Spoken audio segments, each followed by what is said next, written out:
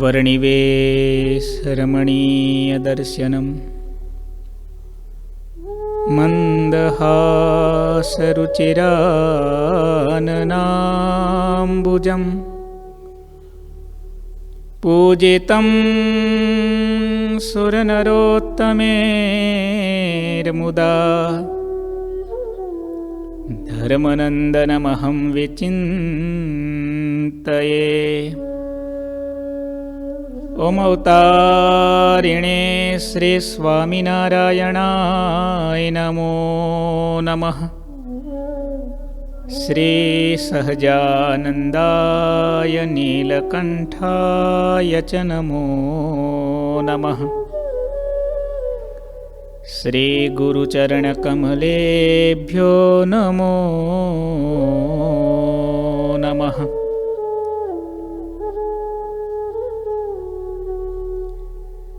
બોલો શ્રી સ્વામિનારાયણ ભગવાનની જય. શ્રી હરે કૃષ્ણ મહારાજની જય.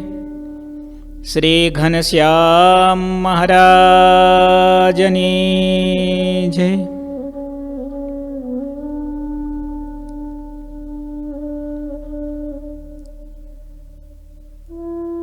કથા વાર્તા સાંભળનારા સર્વે ભક્તોને ખૂબ ભાવથી જય શ્રી સ્વામિનારાયણ.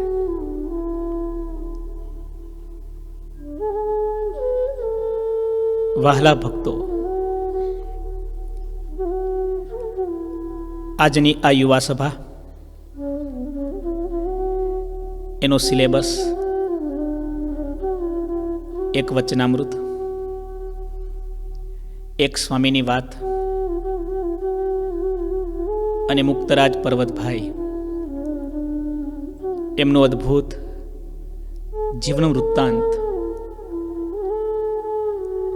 તમામ યુવાનો યુવતીઓને જીવનભર બળ આપે એવી આ ત્રણ વાત યાદ રાખવા જેવી છે. આવો મહારાજના ચરણોમાં વંદન કરી આજની યુવા સભાનો પ્રારંભ કરીશું. સ્વામિનારાયણ હરે, સ્વામિનારાયણ હરે. સંવંત 1885 વૈશાખ સુધી 14ને દિવસ સ્વામી શ્રી સહજાનંદજી મહારાજ શ્રી ગઢડા મધ્યે દાદા ખાચરના દરબારમાં શ્રી ગોપીનાથજીના મંદિરને વિશે બિરાજમાન હતા અને સર્વશ્વેત વસ્ત્ર ધારણ કર્યા હતા અને પોતાના મુખારવિંદની આગળ પરમહંસ તથા દેશ દેશના હરિભક્તની સભા ભરાઈને બેઠી હતી. મહારાજની આ દિવ્ય મૂર્તિનું આપણે ધ્યાન કર્યું. આ વચનામૃત છે ગઢપુર અંત્ય પ્રકરણનું 38મું. નંદ સંતોએ આ વચનામૃતને ટાઇટલ આપ્યું છે સાંખ્યાદીનું અને સદાય સુખિયાનું. સદા સુખી રહેવા માટેની ચાવી મહારાજે આ વચનામૃતમાં બતાવી છે. If you want to be permanently happy, તો આ વચનામૃત આપણા જીવનમાં ખૂબ મોટો પ્રકાશ પાડે એવું છે. મહારાજ ધામમાં જવાના છે એના થોડા સમય પહેલા મહારાજે ઉદ્બોધેલું આ વચનામૃત એમ કહી શકાય ભગવાન શ્રી સ્વામિનારાયણના જીવનના સિદ્ધાંત સમૂહ વચનામૃત છે. એટલે આ વચનામૃતના અંતમાં મહારાજ એમ કહે છે આ સિદ્ધાંત વાર્તા છે. આ નાનકડા વચનામૃતને સંપૂર્ણ સમજવા માટે કદાચ આપણે 1 મહિના સુધી કથા કરીએ ને તો પણ ઓછી પડે, પરંતુ આપણે પ્રયત્ન કરવો છે. આજે ટૂંકા સમયમાં આપણે આ વચનામૃત સમજી શકીએ. આવો, સદા સુખી રહેવું હોય તો આપણે આ એક એક વાત જીવનમાં ઉતારવા જેવી છે. સદા સુખી રહેવા માટે સાંખ્ય વિચાર પહેલા જરૂરી છે. શું છે સાંખ્ય વિચાર? કેવી રીતે કરવો સાંખ્ય વિચાર? આ વચનામૃતમાં મહારાજ દર્શાવે છે.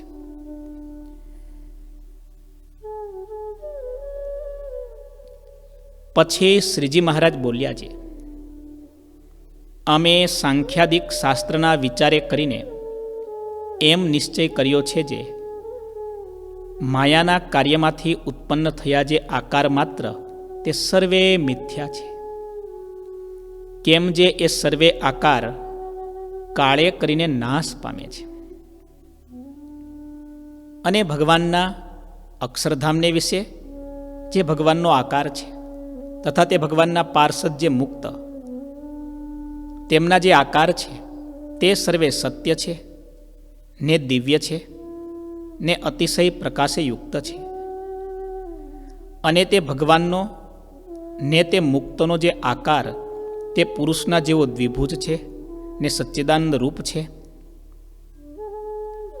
અને તે અક્ષરધામને વિશે રહ્યા જે એ ભગવાન તે જે તે મુક્ત પુરુષ તેમણે દિવ્ય એવા જે નાના પ્રકારના ઉપચાર તેણે કરીને સેવ્યા થકા અને તે મુક્ત પુરુષને પરમ આનંદને ઉપજાવતા થકા સદા બિરાજમાન છે. આ વચનામૃત એની આપણે એક એક બાબત લેતા જઈએ, સમજતા જઈએ. પહેલી બાબત મહારાજે એ કહી,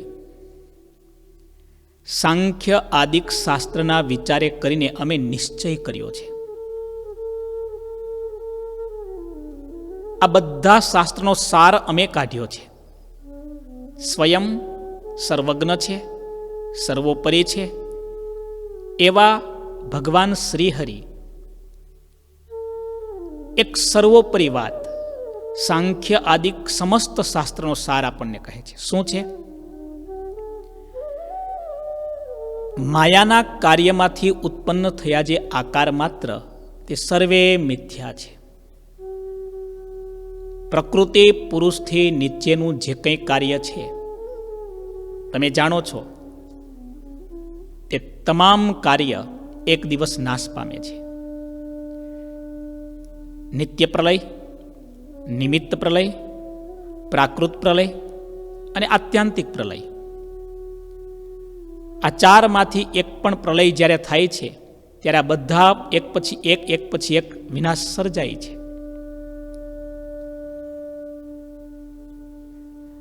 જેટલા આકાર માત્ર છે બધું આપણને સત્ય લાગે છે અને સત્ય લાગે છે એટલે એમાં મોહ થાય છે અને મોહ થાય છે એટલે આપણે દુઃખી થઈએ છીએ. કેટલી સરસ મહારાજે વાત કરી. સદા સુખી રહેવું છે તો સૌથી પહેલા દુઃખનું જે કારણ છે એનાથી દૂર થવું પડશે. જે નાશવંત છે, અસત્ય છે, મિથ્યા છે અને દુઃખરૂપ છે એવા જે આકાર માત્ર, આ જગતના પદાર્થ માત્ર, આ અનંત કોટી બ્રહ્માંડને વિશે જે કંઈ છે બધાથી જ્યારે દૂર થશું, એના મોહથી બચીશું, ત્યાર પછી આપણા હૃદયમાં સત્યની શોધ શરૂ થશે. આ બધું ખોટું તો સાચું શું? આ વચનામૃતનો બીજો મુદ્દો છે ભગવાનનું જે દિવ્ય અક્ષરધામ, એમાં જે બિરાજમાન પૂર્ણ પુરુષોત્તમ નારાયણ અક્ષરાધિપતિ અને એ પ્રભુના જે મુક્તો, એ બધાનો જે આકાર છે એ કેવો છે? સત્ય છે, દિવ્ય છે, અતિશય પ્રકાશે યુક્ત છે. આ વચનામૃતનો બીજો મુદ્દો છે. એટલે કે સમજવા જેવી આ બીજી બાબત છે. આવો, ભગવાન સ્વામિનારાયણની સહજ અને સરળ આ શૈલી સર્વત્ર દેખાતી હતી. મહારાજ એક સાથે બે વાત કરતા. એક ખોટી રીત કઈ છે અને સાચી રીત કઈ છે, અસત્ય શું છે અને સત્ય શું છે, સાર શું છે, અસાર શું છે. આટલી વાતની અંદર મહારાજે તમામ શાસ્ત્રનો સાર આપણને આપી દીધો. માયાથી ઉત્પન્ન થયેલા આકાર માત્ર નાશવંત, મિથ્યા, અસત્ય અને દુઃખરૂપ છે. ભગવાનના પાર્ષદો, મુક્તો, એનો આકાર દિવ્ય, સત્ય, પ્રકાશયુક્ત અને સુખરૂપ છે.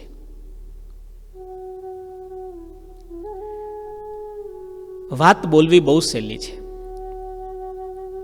પણ સમજવી છે ને. આ વાત સમજાઈ જાય ને તો આપણે આ લોકમાં બેઠા છીએ ને અશોકભાઈ, તો પણ અક્ષરધામમાં પહોંચી જઈએ. એટલી ઊંચી વાત છે.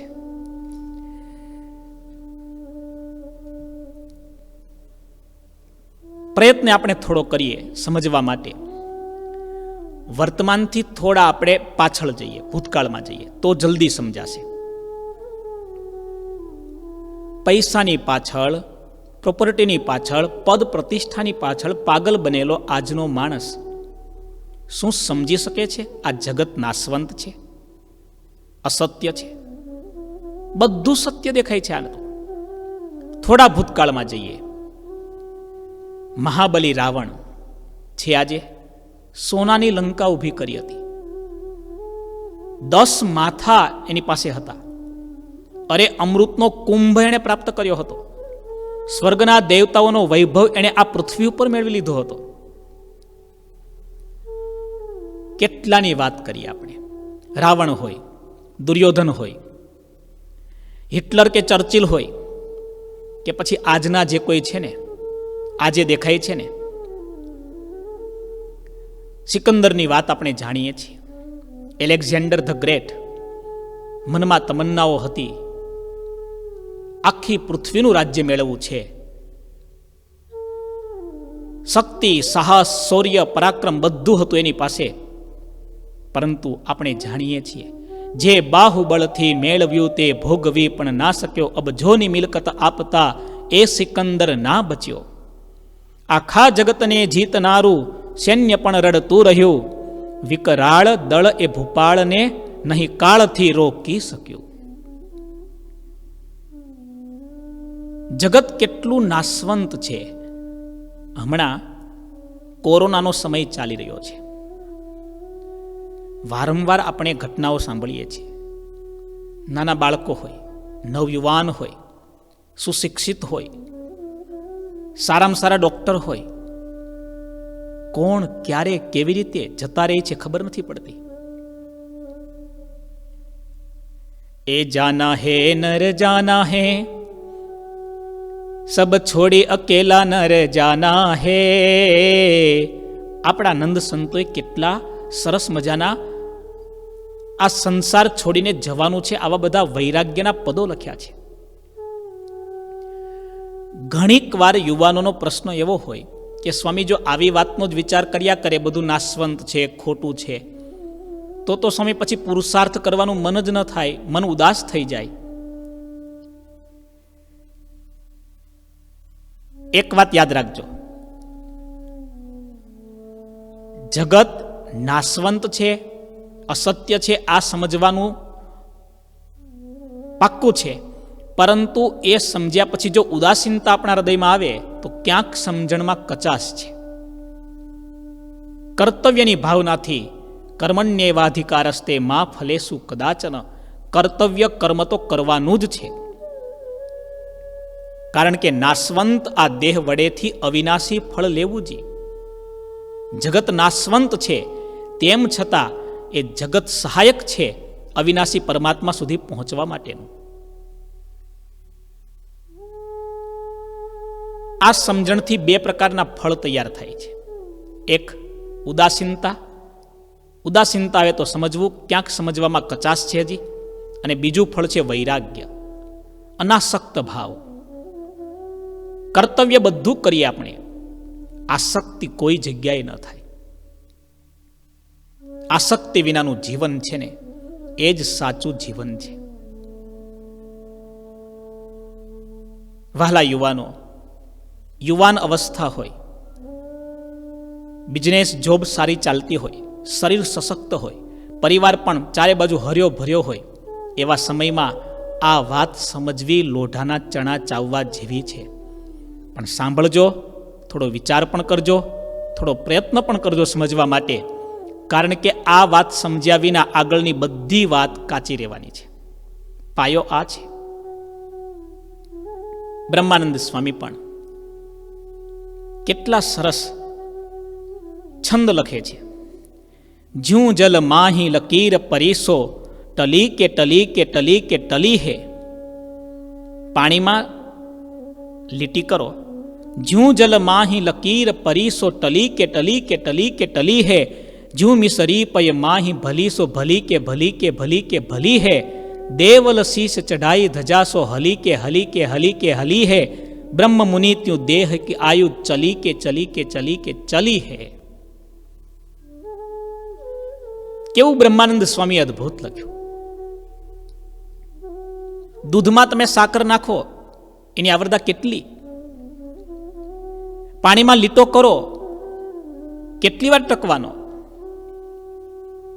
મંદિરના શિખર ઉપર ચડાવેલી ધજા કેટલી વાર સ્થિર ઊભી રહેવાની? એ હલવાની જ. આ શરીર એક દિવસ પડવાનું, એક દિવસ માટીમાં મળવાનું. ઢેર મિટ્ટી કા હર આદમી હૈ, એ બાદ મરને કે હોના યહી હૈ. પહેલી વાત, આ જગતમાંથી જે કંઈ સર્જાયું છે ને, એ આકાર માત્ર. પછી મકાન હોય, મંદિર હોય, માણસ હોય, સ્ત્રી હોય, ઝાડ છે, વૃક્ષ છે, પર્વત છે, નદી છે, સરોવર છે, આ જગતમાં જે કંઈ દેખાય છે સ્થાવર યા જંગમ આકાર માત્ર, આ બધા અસત્ય છે, નાશવંત છે. આ સમજવાનું છે. કર્તવ્યથી પરાંગમુખ નથી થવાનું. એમાં અનાસક્ત રહીને કર્તવ્ય કરવાનું છે. આ સમજાય ત્યાર પછી સત્યની શોધ શરૂ થાય. તો સાચું શું?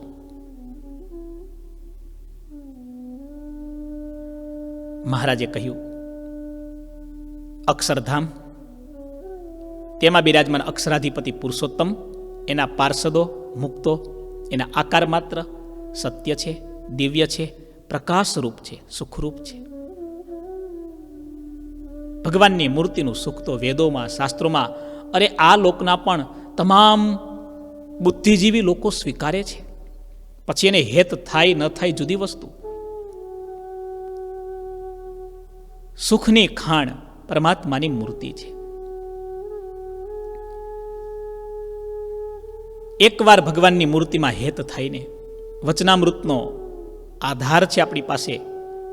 અનંત કોટી જન્મોથી જગતનું સુખ ભોગવે છે, તેમ છતાં જીવ હજી તૃપ્તિ પામતો નથી અને પરમાત્માની મૂર્તિનું સુખ એક ક્ષણવાર પણ ભોગવે, અનંત યુગોથી ભોગવ્યું છે.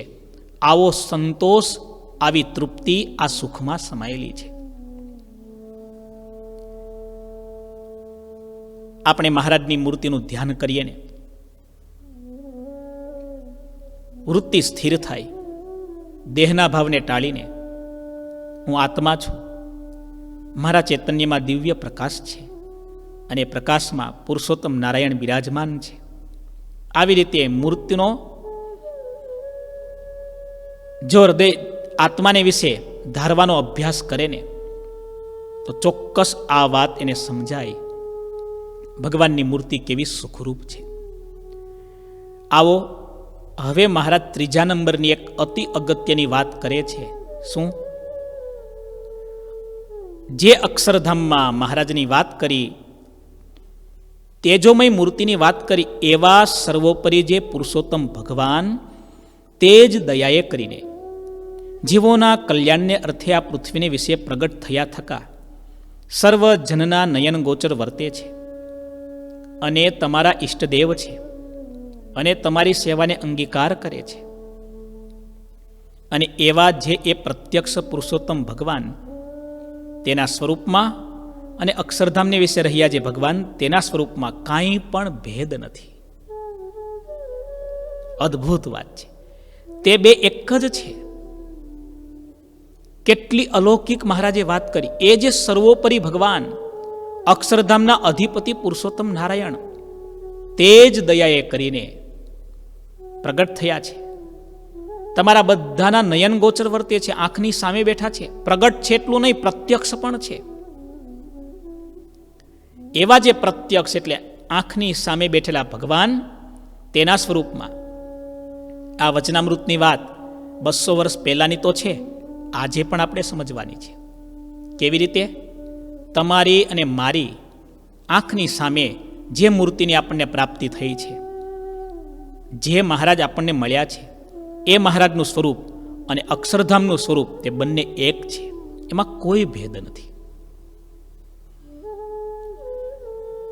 વડતાલમાં હરિકૃષ્ણ મહારાજની પ્રતિષ્ઠા કર્યા બાદ મુક્તાનંદ સ્વામીને મહારાજે એ જ કહ્યું, સ્વામી, જે અક્ષરધામમાં મૂર્તિ છે, ધર્મ ભક્તિ થકી પ્રગટ થયેલી જે મૂર્તિ છે, અને આ હરિકૃષ્ણ મહારાજનું સ્વરૂપ છે, આમાં ફેર સમજે એના કલ્યાણમાં ફેર છે.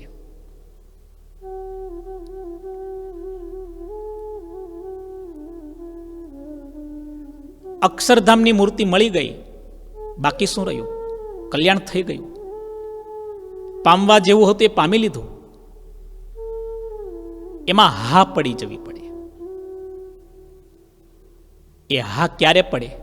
આવી રીતે સમજે ત્યારે. હજી તો જુઓ મહારાજ એ મૂર્તિ કેવી છે. અને એવા જે આ પ્રત્યક્ષ પુરુષોત્તમ ભગવાન, પૂજ્યપાદ ગુરુજી આ વચનામૃત વિશે ઘણી વાર વાત કરે છે. પૂજ્યપાદ ગુરુજીના અતિ પ્રિય વચનામૃત માનું આ એક વચનામૃત છે. ભગવાન શ્રીહરિએ પોતાનું સર્વોપરીપણું સ્વમુખે આ વચનામૃતમાં બતાવી દીધું છે. એવા જે આ પ્રત્યક્ષ તમારી આંખની સામે બેઠેલા પુરુષોત્તમ ભગવાન તે અક્ષરાદિક સર્વના નિયંતા છે, ઈશ્વરના પણ ઈશ્વર છે, અને સર્વ કારણના પણ કારણ છે, અને સર્વોપરી વર્તે છે, અને સર્વ અવતારના અવતારી છે, અને તમારે સર્વેને એકાંતિક ભાવે કરીને ઉપાસના કરવા યોગ્ય છે. આ મુદ્દાને સમજવા જેવો છે. પહેલી બાબત, સાંખ્ય વિચારે કરીને માયાથી થયેલા આકાર માત્ર મિથ્યા છે એવો મેં નિશ્ચય કર્યો છે. બીજી બાબત, ભગવાનના પાર્ષદો અને મુક્તો એનો આકાર સત્ય, દિવ્ય અને પ્રકાશમય છે એ ભગવાન શ્રીહરિએ આપણને સમજાવ્યું. ત્યાર પછી બધી વિગત ત્રીજા મુદ્દામાં આવે છે. એ જે અક્ષરધામને વિશે મૂર્તિ છે તે પ્રભુ દયાએ કરીને પ્રગટ થયા છે, તમારી આંખોની સામે છે, તમે જેને ઈષ્ટદેવ માનો છો, તમારી નાની મોટી સેવા સ્વીકારે છે. એટલું જ નહીં, કારણના કારણ છે, ઈશ્વરના ઈશ્વર છે, કરતુમ અકર્તુમ અન્યથા કરતુમ સમર્થ છે. વચનામૃતમાં મહારાજે વાત કરી, ભૂતકાળમાં જે કંઈ ઐશ્વર્ય થયા છે એના કરતાં પણ એ જ છે, વર્તમાનમાં જે કંઈ થઈ રહ્યું છે એ પણ મને મળ્યા જે મહારાજ એના દ્વારા જ થઈ રહ્યું છે. એવી જે મૂર્તિ તે પ્રત્યક્ષ આપણને પ્રાપ્ત થઈ છે. અદ્ભુત વાત છે આ. મહારાજ જ્યારે પૃથ્વી ઉપર પ્રગટ હતા ને ત્યારે પણ આપણે જાણીએ છીએ મહારાજનું ઐશ્વર્ય જેમણે નિહાળ્યું હતું, મહારાજનું અંતર્યામીપણું જેમણે જોયું હતું, તેમ છતાં ત્યારે મનુષ્ય ભાવ હતો. એટલે મહારાજની મૂર્તિમાં મનુષ્ય ભાવ આવી જતો એટલે ભગવાનપણાનો ભાવ ભૂલાઈ જતો.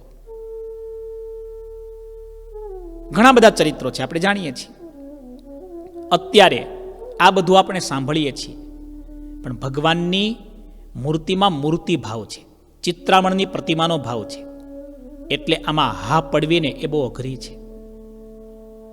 પૂજ્યપાદ ગુરુજી એટલા માટે સરસ વાત કરે.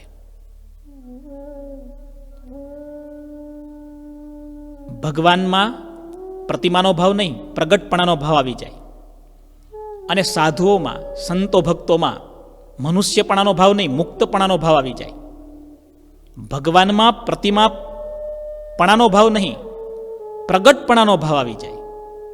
અને સંતો ભક્તોમાં મનુષ્યપણાનો ભાવ નહીં, મુક્તપણાનો ભાવ આવી જાય ને તો સમજવું કરવા જેવું બધું કરી લીધું.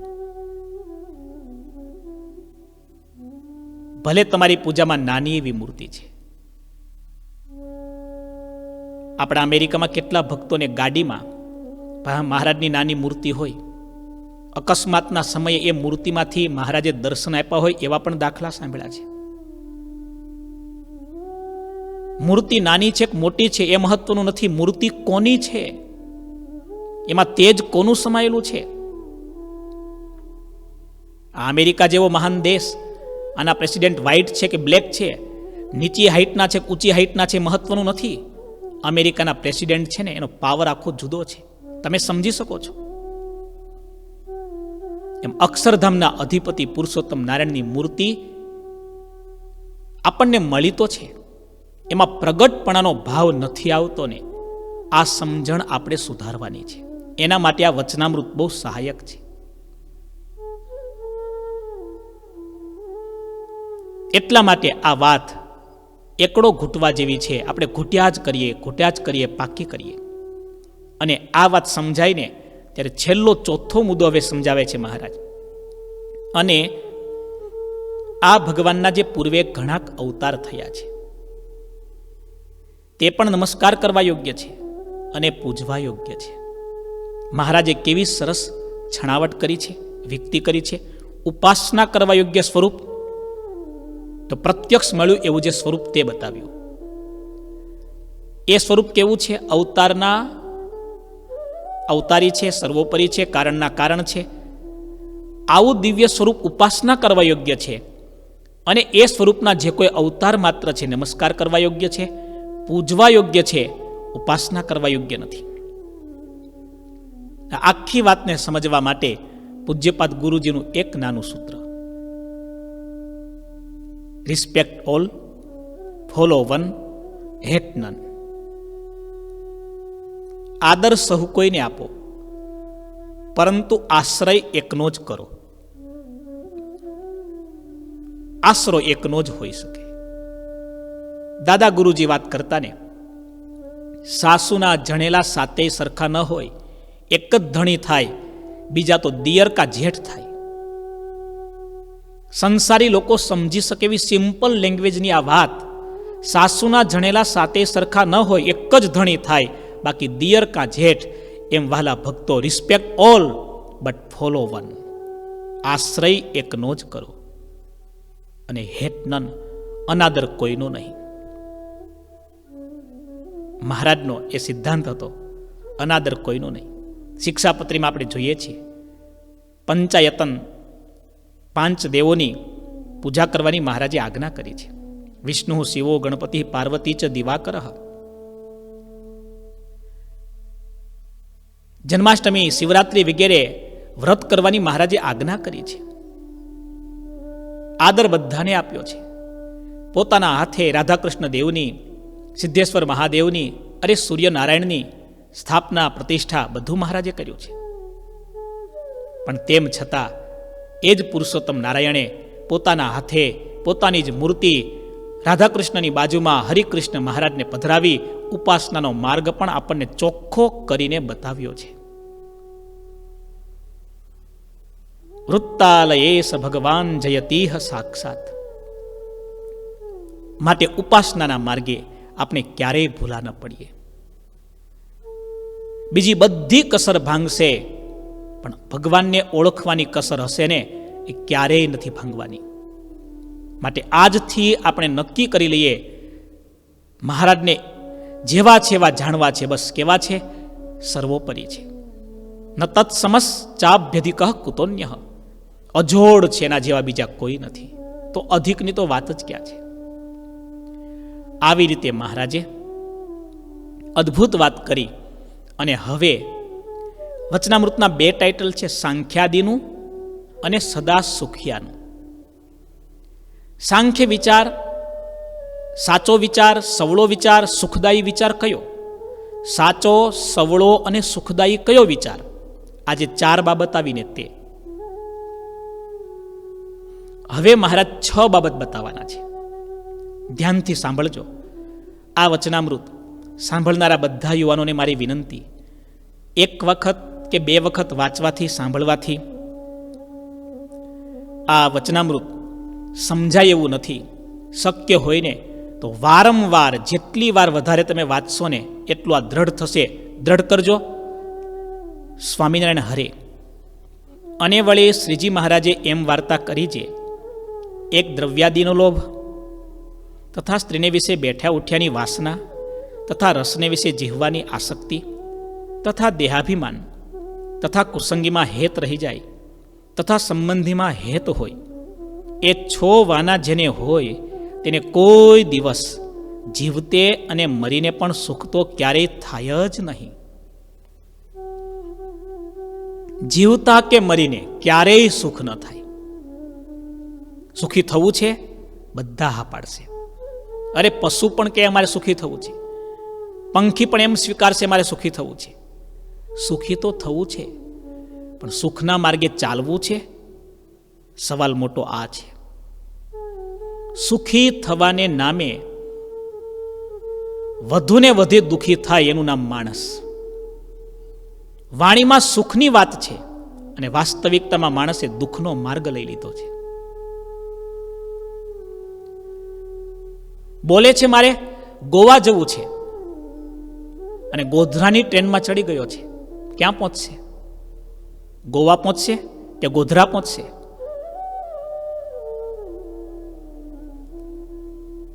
તમારે ને મારે વિચાર કરવો જોઈએ. આ 6 વાત મહારાજે કહી. જીવતા અથવા મરીને ક્યારેય સુખી ન થાય. ચાલો થોડી જોઈ લઈએ. દ્રવ્યાદિકનો લોભ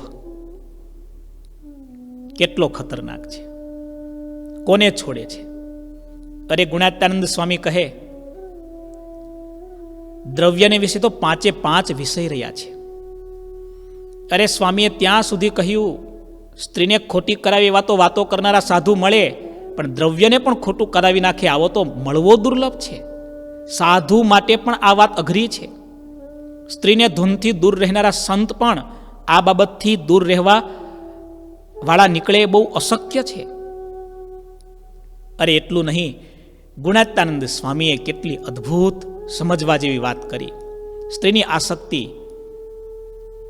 એ તો વીછીનો કરડ છે અને ધનની આસક્તિ કાળા નાગનો ડંખ છે.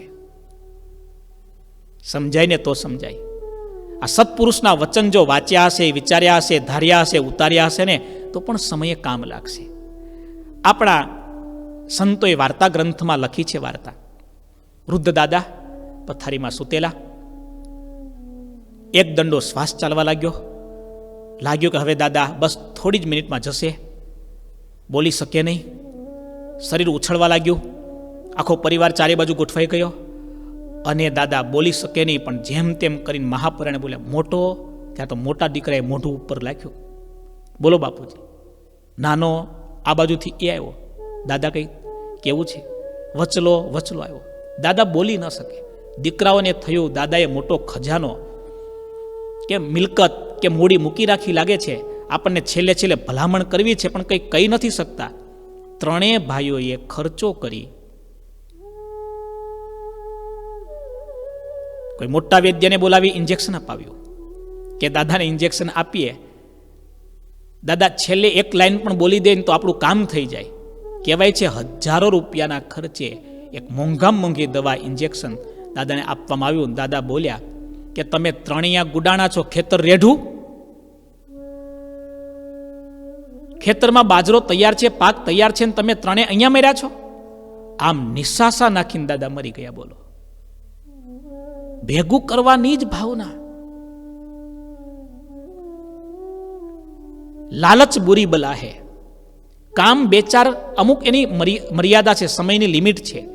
કામ લિમિટમાં ચાલે છે, ક્રોધ પણ લિમિટમાં ચાલે છે. લોભ તો અનલિમિટેડ છે, અનલિમિટેડ. કેટલી વાત કરું તમને. વિહારી લાલજી મહારાજે વાત લખી છે. પોથીની અંદર એક ડબ્બીમાં રૂપિયો મૂકેલો અને રૂપિયાની આસક્તિને લીધે એક મોટા સદગુરુ પણ સર્પ બન્યા, કણો બન્યા અને એ પોથીની ડબ્બીમાંથી નીકળ્યા. જાણો છો ને તમે? તારું ધન રે જો બન તારા ભર્યા રે ભુવન, એની હાક ગગનમાં વાજે રે વાજે. માણસ પાસે જ્યારે હોય છે ને ત્યારે એમ લાગે બધું મારું છે, મારું છે, મારું છે. અને માણસ મારું મારું કરે છે ને, ભગવાન કેવું સરસ કહે છે, તું મારું મારું કરે છે ને એટલે જ તને મારું છું. એ મારું મારું કરીને ધન મેળવ્યું રે, એ તેમાં તારું નથી તલભાર અંતકાળે, સગું નહીં કોયનું રે. બસ હવે આ મારું મારું કરવાનું છોડીએ આપણે. જો મરી જવું હોય ને, દુઃખી થવું હોય ને તો જ એ કરજો. દ્રવ્યાદિકનો લોભ સારો નથી. ધનની આસક્તિ એ લોભ છે, સ્ત્રીની આસક્તિ એ કામ છે. બીજું મહારાજ કહે છે સ્ત્રીને વિશે બેઠા ઉઠ્યાની વાસના, આ તો એના કરતા ભયંકર છે. ગુણાત્માનંદ સ્વામી કહે,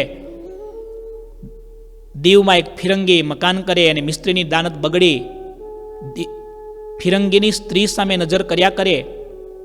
સ્ત્રીએ ધણીને ફરિયાદ કરી, ફિરંગીએ ના પાડી, મેઢમ કે સામને મત દેખો. પણ આ કામાતુર વ્યક્તિ નજરને કાબુમાં ન કરી શકે અને ધગધગતા બે સળિયા આંખમાં નાખ્યા. આ તો 200 વર્ષ પહેલાની બધી વાતો, આજની તો વાતો કરી પણ ન શકાય. રસને વિશે જીહવાની આસક્તિ, સ્વાદ. ઓછું ખાવાથી અથવા ભૂખમરાથી આ પૃથ્વી પર ઓછા માણસો મરે છે. વધારે પડતું ખાવાથી કેટલા રોગ, કેટલા માણસોના મૃત્યુ કેવી રીતે થઈ રહ્યા છે તમે જુઓ.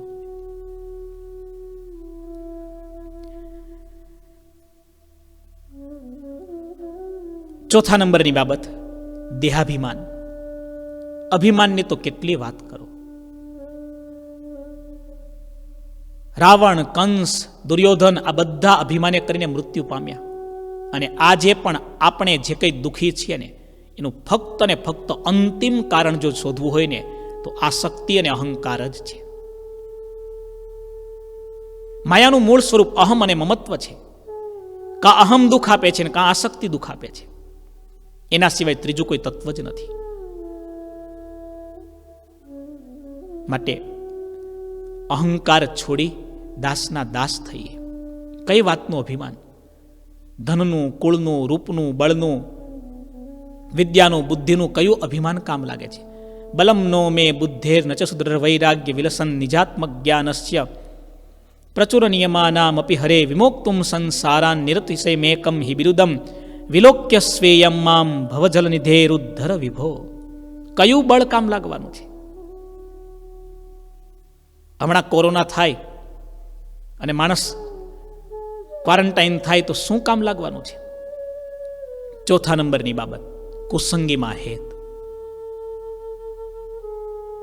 કુસંગ અને કોરોના બંને સરખા છે. જેને કુસંગ લાગ્યો હોય ને એની દશા કોરોના જેવી છે. કોરોના એફેક્ટેડ માણસ એની બાજુમાં કોઈ પણ જાય ને, એની સાથે કોઈ પણ રહેશે ને, એને કોરોના થશે થશે ને થશે.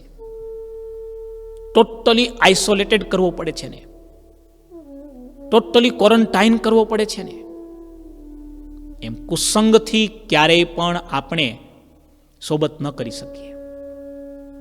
અને જો ભૂલથી પણ કુસંગીની વાત સાંભળી કે એની સાથે બેઠા કે એની બાજુમાં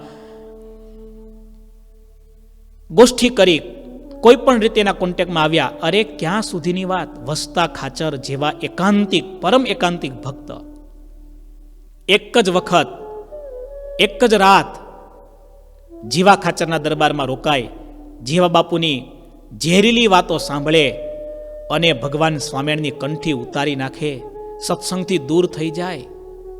વિચાર તો કરો, સોનીના 100 ને લુહારનો 1. યાદ રાખો, કુસંગ છે ને એ એટલો બળિયો છે ને, માટે કુસંગ છોડવામાં જ મજા છે. કુસંગ સાથે લડીને આપણે કોઈ ફાવી ન શકીએ. કુસંગીમાં હેત દુઃખનું કારણ છે. અને છઠ્ઠી બાબત, સંબંધીમાં હેત. અમેરિકામાં વારંવાર સાંભળીએ છીએ, જે મોટા સગા હોય ને એ જ મોટા દગા આપે છે. માટે ભગવાનના ભક્તમાં હેત કરતા શીખો. સગપણ છે ને તો વળગણ જેવું છે. ભૂત વળગે ને પછી એનાથી છૂટવું બહુ અઘરું છે. એમ એકવાર સગપણમાં સગાઓની મોહબતમાં પડ્યા પછી એમાંથી બચવું ને એ બહુ કઠિન છે. માટે યુવાનો, આ કથા સાંભળનારા તમામ ભક્તો, એ પછી યુવાનો હોય, યુવતીઓ હોય, આ ભગવાન સ્વામિનારાયણની વાતો છે. આ સર્વોપરી પુરુષોત્તમ નારાયણની વાતો છે. આ 6 બાબત જેને હોય એ જીવતા કે મરીને સુખી ન થાય. 6 માંથી 1 હશે તો પણ સુખી નહીં થાય. આપણે તપાસ કરીએ. કદાચ 6 માંથી 6 એ 6 આપણામાં હશે. આનાથી જ ભર્યા હશું, ઢગલો ભર્યા હશું. તો હવે શું કરશું? આનાથી કેમ બચવું? આ વાતને કેમ ટાળવી? એની દવા પણ મહારાજ આ વચનામૃતમાં બતાવે છે. પહેલા 4 મુદ્દા સમજ્યા, ત્યાર પછીની આ 6 બાબત લીધી મહારાજે. હવે મહારાજ આ સ્વભાવો, આ દોષો ટાળવા માટે બીજી 4 વાત કરે છે, અતિ મહત્વની છે. ધ્યાનથી સાંભળજો. આપણા યુવાન સંતો, પછી ઋષિ સ્વામી, રસિક સ્વામી, ધ્યાન સ્વામી સંતોએ મને આ વચનામૃત આપ્યું છે. મેં સંતોને પણ કહ્યું કે આ યુવાનોની સભામાં વચનામૃત યોગ્ય છે, પણ આ વચનામૃત તો બહુ લાંબા સમય સુધી રાખો ને તો ચાલે એવું છે. ચાલો કંઈ વાંધો નહીં, પણ તેમ છતાં ટૂંકમાં મહારાજની આ 4 વાત. સ્વામિનારાયણ હરે, છેલ્લી મહારાજની વાતમાં 4 વિગત છે. માટે જેને સુખ ઈચ્છવું હોય, માટે જેને પરમેનન્ટ હેપીનેસ જોઈતું હોય, તેને એવા સ્વભાવ હોય તો ટાળવા. એવા એટલે કયા? ઉપર જે 6 દેખાડ્યા. દ્રવ્યાદિકનો લોભ, સ્ત્રી વિષયક આસક્તિ, રસની આસક્તિ, દેહાભિમાન, કુસંગીમાં હેત, સંબંધીમાં હેત, એવા સ્વભાવ હોય તે ટાળવા. કેવી રીતે ટાળવા? અને નિવૃત્તિ પર થવું. સ્વભાવ ટાળવા માટે પહેલા નિવૃત્તિ એટલે કે પાછા વળતા શીખવું, અંતરદ્રષ્ટિ કરતા શીખવું. થોડો વિચાર કરવો. હું જે કરું છું, જે બોલું છું, જે જોઉં છું, એ સાચું છે કે ખોટું છે? હું જે દિશામાં જાઉં છું, મારે જવું છે ગોવા, વિન્ડોમાંથી જોવું કે હું ગોવા તરફ જઈ રહ્યો છું, ગોધરા તરફ જઈ રહ્યો છું. નિવૃત્તિ પર થવું. નંબર 2, બરોબરિયાની સોબત ન રાખવી. આજે મોટા ભાગના માણસો પોતા જેવા હોય ને બરોબરિયા એની જ સોબત કરે છે. 1000માંથી અરે લાખમાંથી 1 નીકળે કે જે મોટાની સોબત, મહાન વ્યક્તિની સોબત કરવા ઈચ્છતા હોય. બાકી બરોબરિયાની સોબતમાં જ બધા ડૂબા છે. મહારાજે કેવી અદ્ભુત વાત કરી. નંબર 2, બરોબરિયાની સોબત ન રાખવી. પહેલા નિવૃત્તિ પર થવું, બીજું બરોબરિયાની સોબત ન રાખવી, અને ત્રીજી સાધુનો સંગ કરવો. એ વાત કરે છે. પણ કેવા સંત? અને દેહાભિમાને રહિત, અને વૈરાગ્ય યુક્ત, અને ભગવાનનું અલ્પ વચન હોય તેમાં ફેર પડે તો તે મહત વચનમાં ફેર પડ્યો હોય તેમ માનતા હોય એવા જે ભગવદ ભક્ત મોટા સાધુ, તે સંગાથે પોતાના જીવને જડી દેવો લો. અને તેના વચનમાં મન, કર્મ, વચને વર્તવું. આવી રીતે સંગ કરવો. જે સાધુ નિર્માની હોય, વૈરાગી હોય, ભગવાનની આજ્ઞામાં ખબરદાર થઈને સારધાર આજ્ઞા પાળનારા હોય, એટલું જ નહીં, એવા સાધુમાં જીવને જડી દેવાનો. પછી કેવી રીતે જડવાનો? મન, કર્મ, વચને એ જેમ કહે એમ કરવું. સ્વભાવને ટાળવા, દોષને ટાળવા. આ બધી વાતો મહારાજ ઉપાય રૂપે બતાવે છે. પહેલા નિવૃત્તિ પર થવું, ત્યાર પછી બરોબરિયાની સોબત ન કરવી, ત્યાર પછી આવા સાધુનો આવી રીતે સંગ કરવો. અને આટલું કર્યા પછી પણ ચોથી એક વાત કહે છે મહારાજ, અને વિષયના સંબંધથી છેટે રહેવું. સાધુમાં જીવ જડ્યો હોય, કહે એમ બધું કરતા હોય, પણ પાછો વિષયનો રસ ચાખી આવતા હોય ને, દેડકાની જેમ કીચડમાં પણ રહેવાનું, પાણીમાં પણ રહેવાનું. શું થાય? વિષયના સંબંધથી તો છેટે જ રહેવું, પણ એનો સંબંધ પોતાના નિયમનો ત્યાગ કરીને થવા દેવો નહીં. અને જો વિષયનો સંબંધ કરવા માંડે તો એનો ઠાર રહે જ નહીં. એ સિદ્ધાંત વાર્તા છે. એ સિદ્ધાંત વાર્તા છે. ઇતિવચનામૃતમ ગઢપુર અંત્ય પ્રકરણનું 38મું થયું. વહાલા ભક્તો, ગુણાત્યાનંદ સ્વામીની એક વાત છે. પ્રકરણ નંબર 1, વાત નંબર 173. ખાલી આપણે વાંચી લઈશું. સ્વામિનારાયણ હરે સ્વામીએ વાત કરી છે, અને તપ કરીને બળી જાય તો પણ જો ભગવાનનો આશરો ન હોય તો ભગવાન તેડવા ન આવે, અને હિંડોળા ખાટમાં સૂઈ રહે, અને દૂધ સાકરને ચોખા જમે, અને સેવાના કરનારને રળનાર બીજા હોય તો પણ તેને અંત સમયે વિમાનમાં બેસાડીને ભગવાન તેડી જાય છે, જો ભગવાનનો દ્રઢ આશરો હોય તો. માટે મોક્ષનું કારણ આશરો જ છે. આપણને મહારાજનો આશરો આવો પાક્કો થાય, અને આ વચનામૃતમાં મહારાજે વાત કરી એ આપણા જીવનમાં દ્રઢ થાય. પર્વતભાઈનું જીવન પર્વત જેવું જીવન છે, જેની વાત આપ વારંવાર કથામાં સાંભળો છો. આ જીવન વૃત્તાંત આપ સર્વે યુવાનો અચૂક વાંચી લેજો, આ વાતને પાક્કી કરજો. બોલો ઘનશ્યામ મહારાજની જય. શ્રીપતિમ શ્રીધરમ સર્વદેવેશ્વરમ ભક્તિધર્માત્મજમ વાસુદેવમ હરે માધવમ કેશવમ કામદમ કારણમ સ્વામિનારાયણમ નીલકંઠમ ભજે.